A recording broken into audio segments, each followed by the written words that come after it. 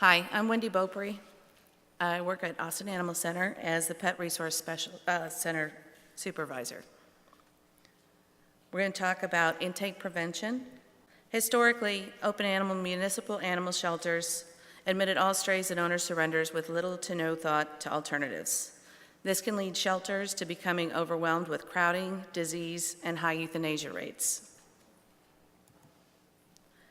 Proactive programs like Shelter-Neuter-Return and our community cat program provide assistance with neighborhood cats without having them enter the shelter. The deferral program, managed admission, Shelter-Neuter-Return, and resources help us when citizens bring pets into the animal shelter. Less than 5% of cats are picked up by their owners from shelters. Over 70% of new cat owners either found them or got them from family and friends. Only 21% adopted from a shelter. 40% of cat owners admit to letting them outdoors. So cats without identification are far more likely to be reunited with their owner if they remain in the neighborhood where they were found, rather than if taken to the shelter. Citizens who find a cat can get help locating the owner rather than bringing a cat into the shelter where chances of reclaim are low. Redefining what a home is. I think if I asked you, what does a home look like, we'd all have a little bit different answers. My answer, when I asked myself, was a house, a couple of parents, children, cat and dog, maybe a fenced-in yard, but that's not even my own reality. I think that's a little bit of a Walt Disney version of what a home is. Home is a place where the pets are thriving. This might be a working cat in a warehouse or community cats in the neighborhood. I think we all know a kennel in an animal shelter is a safety net for those who need sheltering services. It's not a home. The live outcome rate for cats in Austin Animal Center in 2007 was 31%. After the no-kill plan was approved by City Council in 2010, the Austin Animal Center implemented these life-saving programs. In 2011, Austin Animal Center reached 87% live outcome rate for cats. In 2012 and every year since, with the help of our partners and the community, we've exceeded our 90% life-saving goal. The purpose of stray deferral is to help the community reset the expectations of what is the right thing to do when you find a pet. We put together a few ways our community members can help. A hero is a presenter who agrees to help us reunite the pet with the owner. If we have a traceable form of ID and we're able to reach the owner, we put the hero in contact with the owner to arrange a safe return. A lifesaver is a presenter who will keep the pet in their home and look for the owner through flyers and social media. We will provide posting on our website as the cat being found. We will also offer supplies like a crate of food to help the lifesaver keep the pet in their home. If an owner isn't located, we can also provide services where if the presenter opts to keep the pet or or offer to help on how to rehome. The advocate is a presenter who's unable to keep the pet, but they will help by hanging flyers and posting found pet reports on social media. The advocate helps find owners, decrease the length of stay, and increase the outcome rate. Animal shelters are frequently at capacity. Managing owner surrender appointments helps regulate intake, saving space for those most in need of sheltering. By providing alternatives to intake for healthy cats, we can reserve the efforts for sick or injured cats that are most in need of shelter services. Our appointments for owner surrender average a 30-day wait. This time allows for alternative rehoming options like family, friends, or rescue.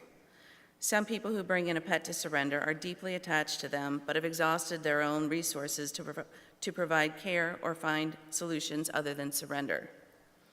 By having empathetic, non-judgmental conversations, we may be able to help them identify barriers to pet retention, and we can work together to help the owner resolve the issue. These conversations are not about one transaction. The conversation can help someone work through similar barriers they might encounter in the future. We might not have deferred an intake today, but we've given them the tools, information, and resources they may need to help them in the future. We want the community to be empowered to resolve their pet-related issues. We can help them find information and educate them on programs offered by Austin Animal Center in the city of Austin. We had a family come into Austin Animal Center with a mother cat and a 2.5-month-old kitten that they found near a restaurant that they own here in downtown Austin. The mother cat met the criteria for the Shelter-Neuter-Return program, and the kitten was made available for adoption because it didn't meet the criteria. After speaking with the family, we found that they had more cats in the neighborhood, so we connected them with our community cat program. One interaction introduced his family to 2 of our life-saving programs and allowed us to focus on the kitten who was most in need of sheltering. And this is where I can be contacted. Hi, everybody. I'm Christy Metropole, and I'm the CEO of Stray Cat Alliance in Los Angeles. And I'm going to try to figure this out. So I'm going to be talking about return to field, also known as Shelter-Neuter-Return. And I'm going to play, hopefully this time, a little video that I feel will probably answer most of your questions. Okay. Traditionally, people bring in stray cats to the shelter, or they think they're doing the right thing, they go to the shelter. And the vast, vast cats die. Traditionally in animal shelters, community cats do not have a live outcome. It is unfortunately so commonplace for there to be these practices of you pick them up, you bring them in, and you end their lives. The community didn't quite understand that. They thought everybody was adoptable. They thought sheltering was about adoptions. And we taught them that that's not how it is. We were euthanizing a lot of animals. That's hard on staff and hard to explain to people that are out there that, you know, these animals that are healthy and otherwise could live a very long life are being put down just because they don't have another place to go. And community cat programs are essential to stopping that narrative. We started Return to Field in Long Beach, where we have staff members who go into the shelter and take those cats, now spayed and neutered, and return them from where they came.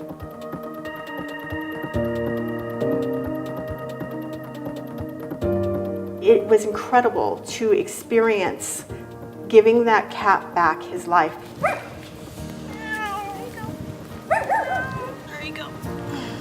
These cats who would have died for sure at the shelter now get to go back to an even better life in a community where they come from. When we return these cats and you get these opportunities to see them join their communities, there's nothing like it.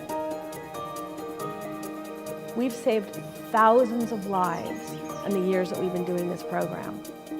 Once we did implement the Return to Field program and then expanded it, it drastically reduced our euthanasia numbers. The Stray Cat Alliance has been an amazing partner. The Return to Field program has actually been one of the driving forces to the overall transformation of our shelter from animal control to animal care services. Return to field programs are just completely crucial. They're mandatory if we want to be saving the cats in our community. The collaboration with Stray Cat Alliance allows us to really expand our life-saving abilities. Yay, we succeeded.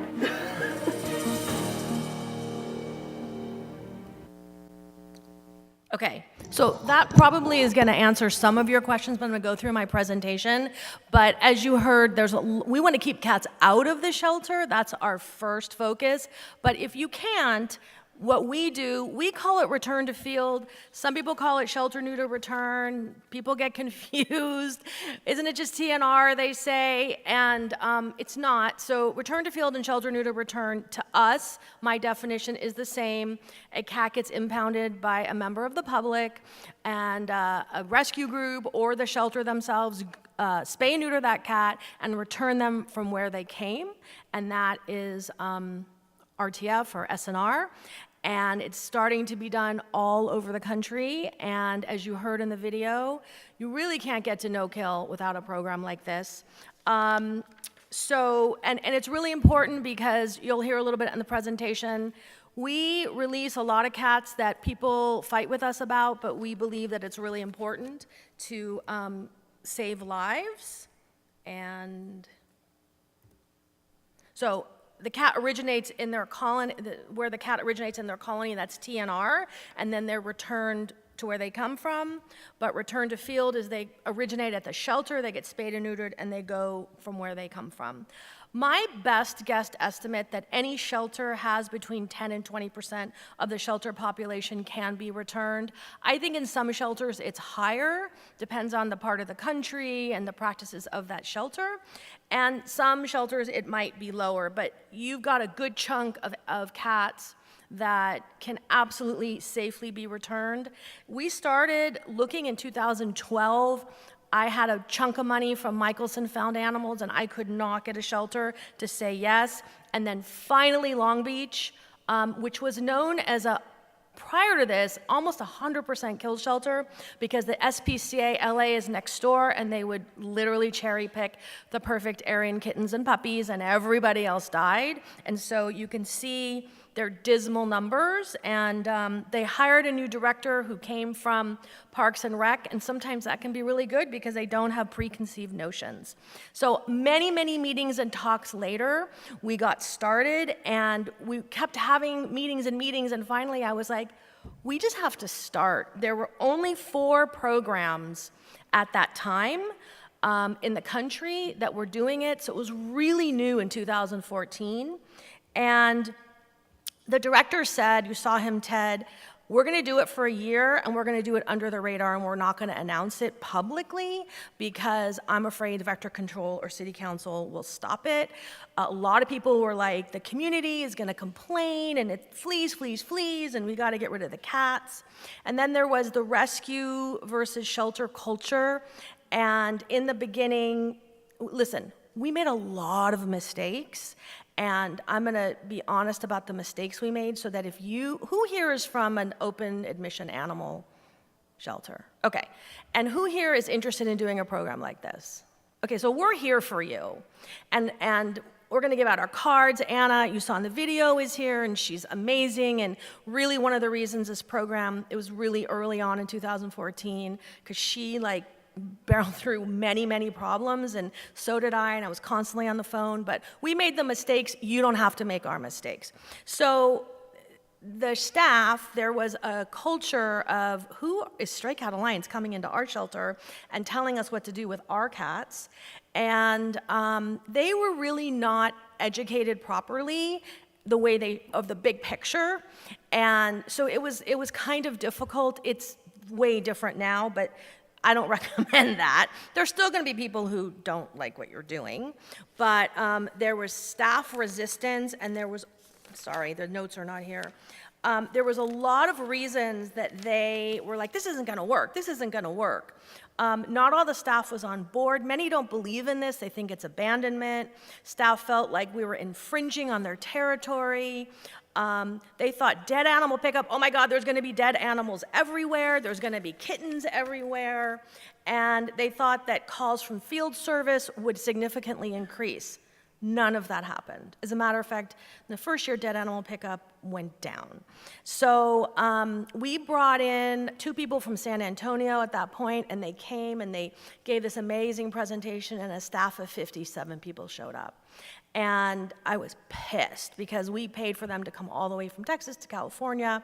And so the next time I had Dr. Hurley from UC Davis, and she's amazing, right? She was an animal control officer. She did the euthanasia, and then she became a vet and a researcher. And if you've ever seen her presentations, they're so non-threatening.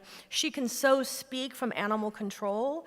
But I told Ted, you have to make it mandatory that all your staff come, and they did, and many of the people sat in the back with their arms folded and gave her a really tough time.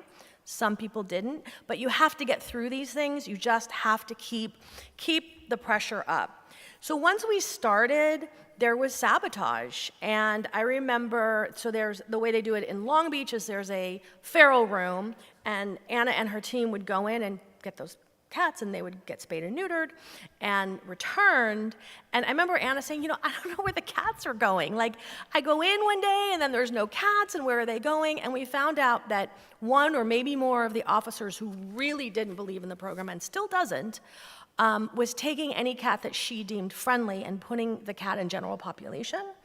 And then those cats were dying for space. And it took about, what, a year or two to figure that out? And a year. And then we were like, no, the gig is up. If that cat does not have a live outcome, we are returning that cat. And then we made it, was it 2 weeks? If they were on the floor and they didn't get adopted in 2 weeks, we would return that cat because we just couldn't have that. One of the problems we had in the beginning is Anna and her staff, they didn't have the capacity to spay and neuter all the cats from the shelter. So the staff had to take them off-site to a veterinarian, which is exceedingly time-consuming, became more expensive. And I kept pressuring them. I was like, you know, you have the time to kill these cats. Why can't you have the time to spay and neuter them? I know it's not all equal, but they resisted. And the veterinarian, and I just say this for everyone to think, the veterinarian at that time, who is no longer there, told me some story about, well, you know, it takes us like 20 minutes to end the life of these feral cats because they're flying around the cage, and I'm like, what? And I was like, you need new equipment, and that time could be spent for life-saving. And sometimes we get in a rut, like we get desensitized, and we just get like, this is how it is. And I would just encourage you, if you hear that or you believe that, to rethink why it was okay for her and her staff that's just like cruelty to me, and it's also dangerous for the staff, instead of shifting the thinking and doing something life-saving. And that doesn't happen anymore, and we got feral dens, and lots of great stuff happened. So working together, education. Anna and her team, we really were heavy on education, door hangers, which we've given you when the calls would come in, deterrence. And I think that's critical to this program. And that's why there's some people like, well, we'll do it in secret. But you really can't do it in secret, I believe, with the public. Because when you return the cat and you explain the big picture, it's mind-blowing how many people are like, oh, I get it. I remember many, many, many years ago, Francis Batista from Best Friends, who's one of my dearest friends and heroes, told me about what they were doing in Jacksonville, and they were returning cats, and I was like, what? And I said, don't people complain? And he's like, no, they actually really don't. And I like rolled my eyes, and I was like, that's not gonna work. But I opened my mind, and I looked more and more and more, and I realized now running these programs that really the complaints are much less than you think. You've just gotta do it. You know, we were afraid of the city, and they would complain, but people realize that once we have this program that they weren't, and the door hangers. This is all part of the success. So it's not just willy-nilly throwing cats into maybe an area. And I will say again, Anna, I trust her implicitly with these cats' lives. I've been with her where she's like, I don't think this is the right address. I have a feeling these cats, and you know, we do a lot of research, so the safety of the cats is of utmost importance as well. So here's, I guess you guys have these. Have you seen cats like this? So that people know what that ear tip means. And people complain, and there's many, many ways to keep cats out of the shelter or get them out. Now, so intake is way down. Why is that? Intake is not way down in other communities in Southern California. Texas is the state with the most shelter animals killed, we know that. Southern California is right behind Texas. So we are not like, oh, Hollywood, everyone has money and everyone's doing well. We have massive poverty. We have the trifecta of heat, a lot of space, and very few spay-neuter services. So we just have ample kittens. But in Long Beach, their intake is way down. One of my beliefs is that there's stabilization of colonies. Kittens are not born because these cats are getting fixed in return, and there's less recidivism. So I don't think it's 1,000 people bringing in 1,000 cats. I think it's 50 people bringing in 1,000 cats every year. And so with an RTF program, and we're really lucky because Michelson Found Animals funds this program, we get to do TNR too. So when we return a cat, we spay and neuter. We also look up kitten intake addresses, we go spay and neuter. So all this targeted, plus Long Beach has been amazing with, they have funds for spay and neuter, and there's some great TNR groups. It's really way down. Now, I'm going to show you these numbers. These are only for adult cats. In 2014, the impounds were 1905, and they ended the lives of 979. In 2018, impounds were 1,300. These are adult cats, and 299 cats died. I think they can actually do better, but this is huge, and this is mostly RTF. And then this is the live release rate, which is 77%. Again, they're not doing very well with kittens. They need to do a lot better, and hopefully, we don't have a kitten program there, but you can see with just return to field, you can significantly change. This just actually came up. So people say this is cruel and abandonment, cats are released to die. So we were just having a conversation about, of the 1,963 cats that we have returned to field, only 35 have been retrapped. Now, we also have the luxury, we microchip everybody. And we looked at 5, and we're going to actually be looking into this more. 5 cats, and I didn't know she animated all of this. I'm just going to, and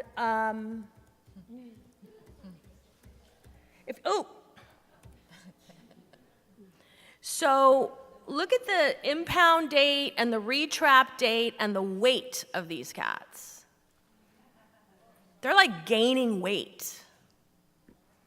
So we're going to look at all 35, and as we continue the program, and you'll see in a minute, we're at 2 more shelters. We're going to actually be studying this because this really dispels a big myth that they're suffering, you're returning them to this horrible life. They're like gaining weight. So anybody, again, can see this PowerPoint. I can share with this. So tips for success. Communicate the processes and expectations early and often. We didn't do that. And we were new, the shelter director was new, and life will be easier for you than it was for us. The vet and medical staff. We had a hard time with the original vet. She wanted to end the life of every ringworm cat, every mange cat, minor, forget FIV, like forget it. And we had to, really push the shelter director to not end the lives of those cats, to treat them. Sometimes we took them and treated them and then released them. But she's gone, and now there's a new vet, and we don't have that struggle anymore. So again, we persist. We obviously, we have a really good relationship with the shelter director. Unfortunately, he's leaving, but someone even more awesome is coming in. We're so excited. But these are the struggles that you may have, and I would say, yes, pick your battles, but don't give up, because you'll get there. So now we're in 2 more cities. We're doing them in Garden Grove and Orange County. Orange County, we've done like 633, sorry, I went through that too quickly. And we get to do TNR, and people say, well, if we can't do TNR, should we do the return to field? Absolutely. You are saving lives, and you will make an impact. You might not make the huge impact on the future intake, but you absolutely can. And the most important thing, to me, is that when you start a return to field program, you change the culture of the shelter, and you change the attitude toward the community cats. In the community and in the shelter, you now have you used to have a cat that was a throwaway animal, they weren't traditionally adoptable, and their lives were ended. And now you have these cats that are feral, that are unsocial, but they're part of a citywide program, and they are taken care of medically, and they're spayed and neutered, and they matter. And everything changes at the shelter, and the stress of staff and all of that stuff really changes, and that's, to me, the most important. As an advocate for community cats, your whole shelter culture can change, and the quality of life of these cats changes. So again, if you can't keep them out of the shelter in the first place and really just get them into a TNR program, this is next. This is what you do next. So thank you so much.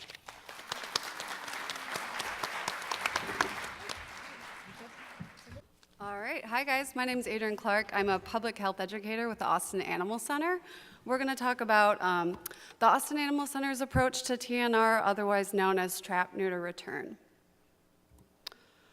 So there's an estimated 170,000 community cats in Austin. A community cat is defined as a free-roaming cat without an identifiable owner. Community cats may be feral, they may be semi-feral, they may be friendly, but if there's a congregation or a colony of outdoor cats, where we can't pinpoint an owner, those are cats that we want to help get spayed and neutered. So as we've been discussing, community cats are not usually candidates for adoption. By and large, they're just not. Home looks very different for them, and home is outside, behind restaurants, as Wendy was saying. You could have a caretaker and they could be in somebody's backyard, but home is not a shelter. And the Austin Animal Center has an average annual intake of about 17,000 animals total. So even if we could take in all of the community cats, it just wouldn't be feasible, considering that their estimated population is over 10 times our capacity to take in. So with the program, our program's largely volunteer run. By largely, I mean it really is. We have a goal of around 100 cats per month. That's just to try to reduce the population of community cats, over time, and to reduce our intake of kittens. So we have 95 volunteers and volunteer trappers. The number, of active trappers is smaller, but we really have a broad volunteer base, and so we've kind of given a lot of ownership to our volunteers, and they've really taken on a lot of different leadership roles. They're really the core of the program. So we'll have volunteers who will mentor other trappers. We'll have volunteers who will, I'll talk more about it in the next slide, but basically you might have a volunteer who only will trap a family or one cat a year, and then we'll have one whose goal is 30 cats a month, and she's already exceeded 400 this year. So our trappers, like I said, they'll take initiative to take on a lot of different roles within the program. They'll work together. Some will sew covers. Maybe they're not feeling comfortable trapping, at the present time, and they'll sew trap covers for other trappers. They'll cut cardboard for the bottom of the traps. They'll work together. If there's mass trapping efforts, they might join forces on a job. They'll share traps with each other. They'll share information and tips on Facebook. It's really a community within itself. And some will even they'll put the door hangers where they see a congregation of cats. They make their own business cards. Some will help by cleaning. And my role is really, I act as a point of contact. So, I'll really help get the volunteer trappers what they need and, make sure that they're being supported. I'll take in public requests. When our program's name is Community Cats, so I just get emails about, anything to do with cats. And my role is to kind of help them make sure that they're getting the service that they need. Is this just a single cat that they take care of, and then this is a candidate for Shelter-Neuter-Return, and then I can lend them a trap? Or is this a colony, or, even if it's 4 where they just don't feel comfortable at all, I'll make sure that the requests are being brought to our volunteers in a way that's respectful of their time as well. So it's really a community-based program. Our volunteers work within their own neighborhoods. This map is what one of our orientation leads put together. This is representing our most active trappers, where they prefer to trap, and then the different colors represent trappers who have indicated that they would like to be a mentor. They can help bring new trappers in under their wing, or maybe they won't mind if you ask them to help on a bigger job, or sometimes they just fly solo, and then they want to make that clear they'd rather be alone. And so we're just really all about kind of, like I said, making sure that the trappers feel supported. And it's really cool to see. If you guys know trappers, you know how tenacious they are. And just, I'm always in awe of what they do every day. And so they're really the ones who are, the legs of this program. So the Community Cats program is a joint program between the Austin Animal Center and the Austin Humane Society. The Humane Society has the capacity to do high-volume sterilizations. Austin Animal Center did not. But this is what I think makes our program pretty unique. This is a freestanding structure on the Austin Animal Center's campus we call it either the Mobile Mini or the Caddy Shack. This is a rented structure, and what this is if a volunteer attends one of our orientations, they'll have access to this. Like I said, the trappers are very dedicated. I'm sure you guys, you probably even do it yourself. Prior to this unit, volunteers were keeping cats in their bathroom or setting up their garage, putting down tarps. And this is really that was the inspiration for this. This is really to remove those barriers and make it easier for those volunteers to, go out and try to assist more cats. This costs about $200 to rent a month. The cost is going to be a little bit higher when you consider the energy costs, and then we did retrofit it a little bit. I'll show you pictures of the inside. But basically, this is at the Austin Animal Center's campus, and the Austin Humane Society will pick up the cats from the unit, bring them to their surgery times. They have 4 surgery days a week. And then they'll actually bring the cats back. So trappers come in, they come in either the night before or the morning of when the Austin Humane Society will pick up, and then they'll come back usually the next day to get their cat, or always pretty much the next day to get their cat, and then bring the cats back to where they were from. This program is really about keeping those cats where they're happiest. So this is what the inside looks like. That is a Humane Society employee that I caught. I just happened to go on the day that they were coming to get the cats. So an orientation gets you access to this facility. It's air conditioned in the summer, it's heated in the winter. The Austin Animal Center's campus does have gates that lock, but you get a gate code, so you really get 24/7 access to this facility. We stock it with materials. There's carabiners, there's zip ties, there's cleaning supplies, there's food for recovery, and then to reserve your booth is what we call it. You sign in your cat. That'll get you that booth so you can see, the number 2, 3, dirty. That space is theirs from the time the cat is there to await surgery till when it's time to pick that cat up.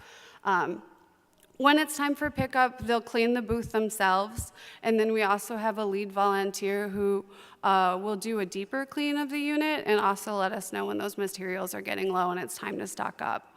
So something else that I really like about this model is you can see on the bottom left corner there's a clipboard. That's where the volunteers are signing in their cats, and that's where we pull a lot of our numbers and our data from as well. So the way that we're measuring our impact is through those sign-in sheets as well as numbers from the Humane Society.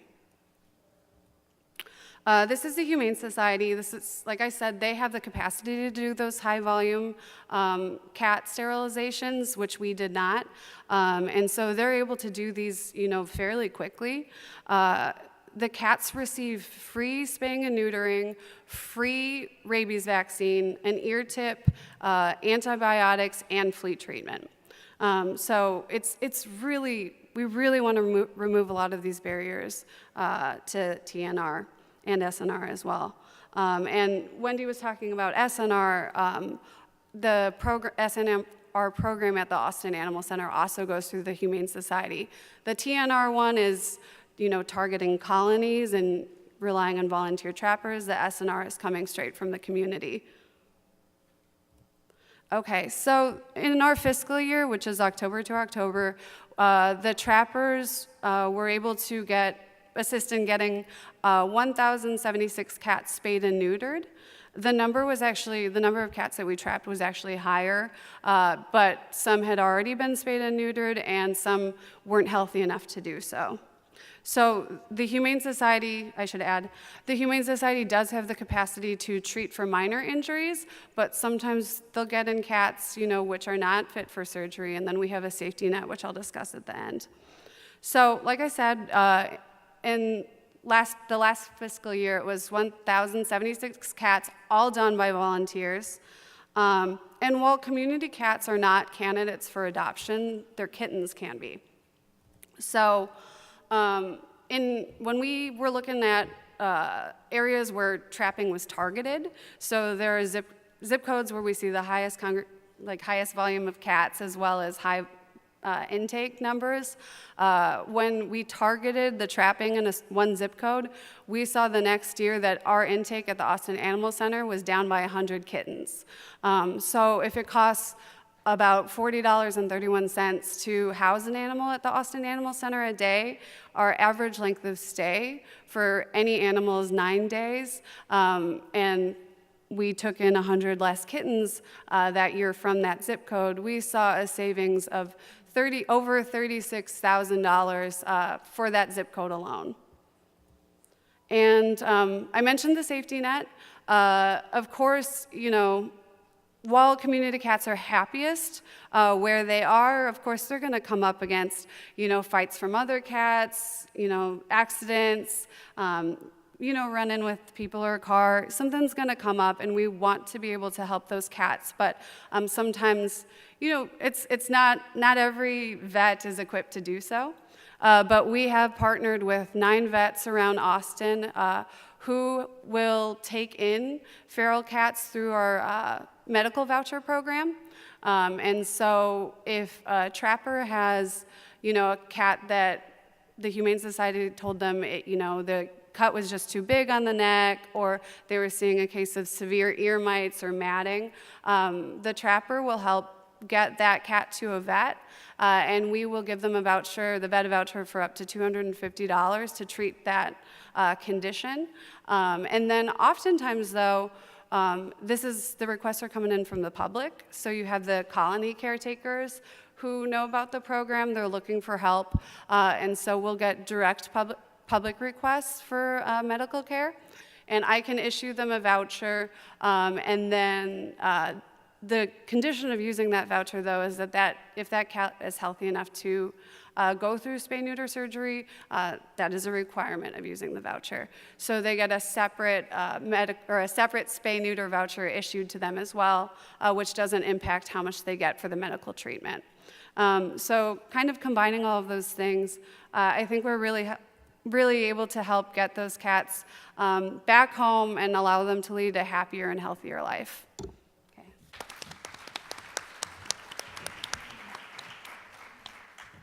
Okay, so my name is Monica Frendon. I am the Maddie's Director of Feline Lifesaving, and I'm going to talk to you a little bit about today, what do we do when we have these cats who don't fit into any of these 3 models? We've kind of presented 3 great ways to help community cats so far. Our first one is that we want to keep these cats out of our shelters to begin with, so the best intake for a community cat is no intake at all. This is what Wendy talked about with all the diversion programs to keep them out. If we can SNR them, if they come over our desk, we're putting them back. That's our next best option that Christy talked about. TNR, so going out and proactively getting these cats and reducing our intake is the next best option. But what do we do for the cats who don't meet any of these criteria? What if they can't be returned? There's got to be another option and a safety net for those guys. So I'm going to talk to you about working cat programs, barn cat programs. This is the final frontier for these community cats who can't be returned. This is for cats who have no other live outcome. They're feral, they're fractious, they're unsuited for traditional adoption, but they cannot be returned to their habitat for some reason. And there's a lot of reasons that cats can't be returned to habitat. Think about your hoarding cases. You've got house ferals that cannot be returned, obviously, to their hoarding situation. Maybe habitat has been destroyed. Maybe someone is poisoning or harming the cats. There's a few good reasons why these cats can't be returned. And what are you going to do with a feral cat then if she can't be returned to her habitat? She's not suitable for adoption. She can't stay in the shelter forever. Who in here has tried to socialize a truly adult feral cat in their life before, right? We can compare scars all over our arms if you want to talk about how that usually goes. Plus, it's very, very time intensive to try and socialize an adult feral cat, right? And the best case scenario, we end up with some sort of mutant house feral that's never quite right and never quite feral again. So working cats is that final safety net for these guys to ensure that every single community cat has a live outcome when they are impounded in your city. Working cat programs, I call them barn cat programs.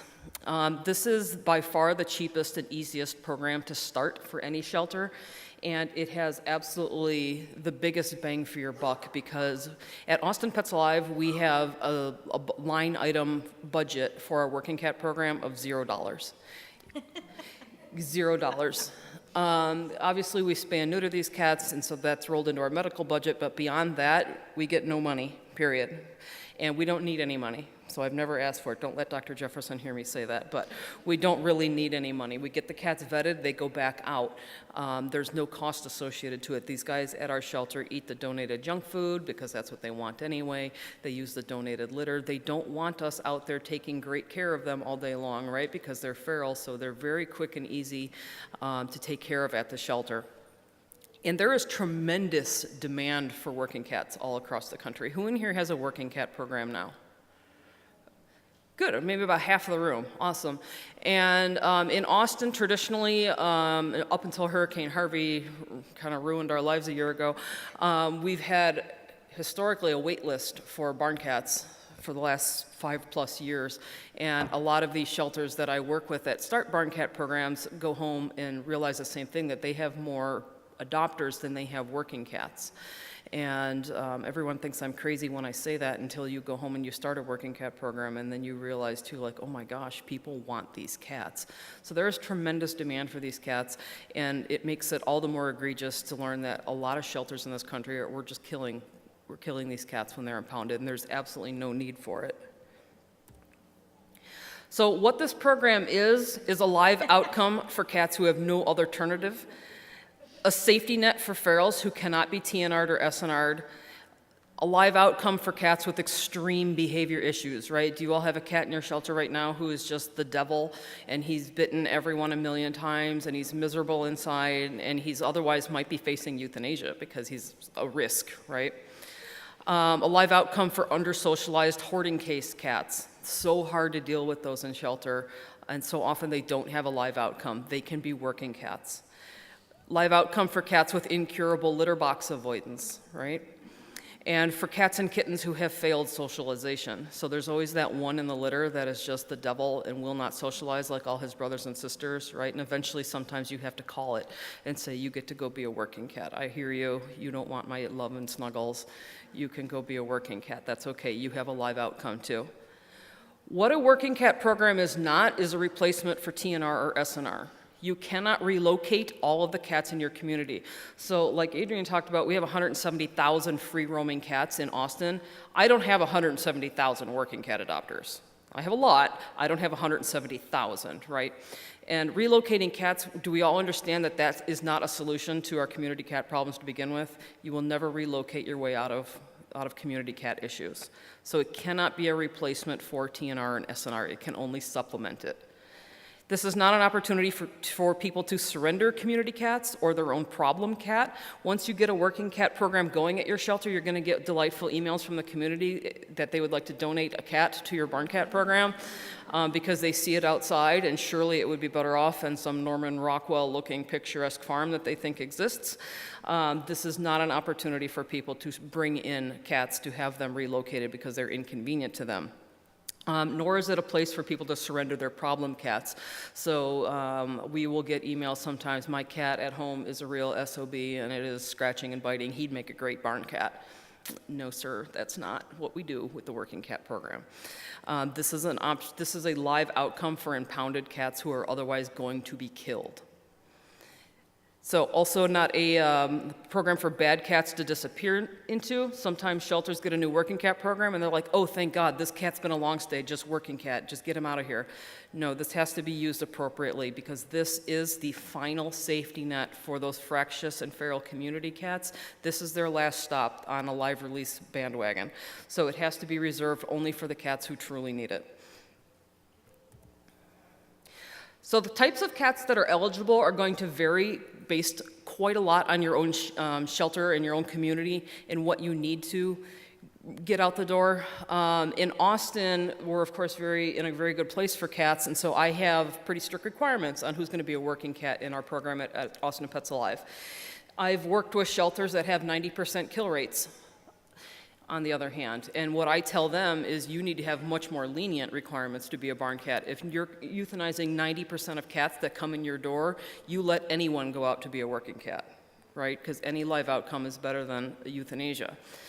For us in Austin, the types of cats that are eligible, unable to be returned to field, that's always going to be our first choice. Unsuited for traditional adoption, so if you're a friendly little thing and you want to go live in a home, we want to make sure that that's an opportunity for that cat. Capable of life in a managed colony. So this means that you are capable of living a quality life with a caretaker who's looking out for you and providing you with food, shelter, and vet care. So it's not like we're just throwing these cats out into the woods and saying good luck. We're saying you have someone who's going to provide you shelter, who's going to provide you daily food and water, and if you get sick or injured, they're going to tend to your needs. So a lot of times I hear questions like, well, you can't possibly make a working cat out of a cat who has 3 legs or 1 eye, or maybe he has no teeth. But you can, because again, these cats have a caretaker. They have a home. There's someone is looking out for them. They don't have to go catch all of their prey every day. They have someone looking out for them. And you might also consider cats who are absolutely miserable living indoors. Those friendly toms who have been outdoors their entire life and they're used to that, and then you bring them inside and they're absolutely miserable and filled with panic and anxiety. Those guys, put them back outside. Or they're happiest being a free-roaming, free spirit outside, so you have to consider them. Also eligible for working cat programs, special needs. So those missing eyes, legs, teeth, etc. Those are all perfectly eligible cats. Just look for a special accommodating home for them if you're worried. So if you've got a cat who's missing an eye or a leg and you're worried that he may not be as safe outside, you can look for extra special placement for him, like a very cush barn or a warehouse, or he can be a shop cat or a retail store where he can be inside. Same with your feline leukemia ferals. They can just as easily be shop cats, store cats, bodega cats, someplace where they've just got a nice caretaker who's looking out for them where they're not going to be able to pass on their leukemia. And the same with seniors as well as declawed cats. Just look for special accommodations for those guys and they can be placed. The end result is that this program catches the last percentage of your at-risk and community cats. If you didn't have this program, all of the hoarding cats would be destroyed, all of those guys who can't be returned. If you get a feral cat over the counter and you can't SNR him because you don't have an address to return him to, those are all cats that fall into this safety net and ensure that 100% of your community cats are safe. The adopters that we see are so thrilled with this program because most of them come in Austin Pets Live and they tell us, I've been looking for cats like this for 6 months. I've gone to my local humane society and they told me, no, I can't adopt a cat to put it outside in the barn. Even though those shelters are killing those cats, they won't let them go home if they don't have a working cat program. In Austin, we take in working cats from several municipalities surrounding us who don't have working cat programs, and any feral cat that's impounded is killed. So we take them in for our working cat program. And it always slays me. I'll get an adopter from this town who wants to adopt working cats, and I reunite them with a cat from their town. And I have to tell them, thanks, sir. You just came in and adopted a cat from your own city. I'm sorry you had to drive all the way to Austin to get it and take it back, but this is a fine time to call up your mayor and say that you really need a working cat program because you found out how silly this is, that your local animal shelter turned you away from adopting said cat. You had to come to Austin and get it and take it back home. So what we see all the time is happy adopters. We get people driving upwards of 200 miles to adopt barn cats from us. It's not uncommon at all. All the time people are coming from San Antonio and Houston to pick up barn cats for us if we are the closest to them. We will do about 300 barn cat adoptions a year. and very, very, very happy people. We do not charge a fee for our barn cats, but over half of people leave us a donation. And it has tremendous community support and tremendous donor support. So most of the public is unaware that these types of cats are being killed in our shelters around the country. And when they learn that they are, and when the public learns that there's another solution for it, that these cats can be adopted as barn cats, it's an aha moment for our community, and it has tremendous community and media support for this. Some of these are newspaper articles. The media seems to think it is this ingenious, brand new idea that there are working cats and that we're adopting these cats out to be barn cats. They think this is something like new and ingenious. And of course, we love to take the credit and go, yes, it's this brand new idea that we came up with, that cats keep rats away from grain and feed. I know, I don't know where we came up with it. It's just, hey, it's Austin Pets Alive. We are that innovative, man. The reality is that this has been going on for millennia, right? This is how cats domesticated themselves to humans as a species. This is not new. And it resonates with the community when they think about this, because everybody who grew up going to visit Grandpa's farm, what did Grandpa have on his farm? Cats. And so the community goes, oh, that's right. Isn't that cute, Grandpa's farm cats? Yes, I get it. That's a much better idea to have in my head than cats being killed at the shelter. So this has wonderful, wonderful community and donor support. There is, you're of course going to get, from all of these community cat perspectives, you're of course going to get some backlash every now and again from what I call the bird people. And my response to the bird people, I think probably all of us will agree on this, is that we're all on the same team. We all want less homeless cats outside. And all of our responses to the community cats are that we are lessening the number of free-roaming cats because we are spaying and neutering everyone. We're vaccinating them so that they're providing a safety net and a barrier between species on rabies because we're vaccinating these cats. We are also giving them a caretaker so that they have food provided for them and they're not forced to hunt for their food, although cats are obviously still going to hunt because that's in their species to do so. But we're all on the same page. We just know that this is the most humane model to lessen the number of free-roaming cats to help with the bird population. Also, on that note, Dr. Kate Hurley just put out, I think, the webinar of 2019, talking about how to deal with bird folks in relation to community cats, and she had amazing studies that she talked about in this webinar. You can find it online for free.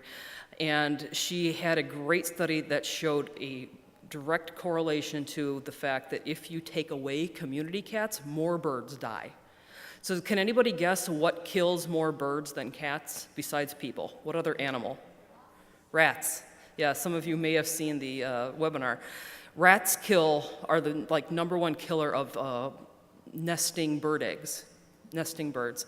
And rats go in and just decimate these bird eggs. And they showed that when you take cats away, the rats, of course, flourish.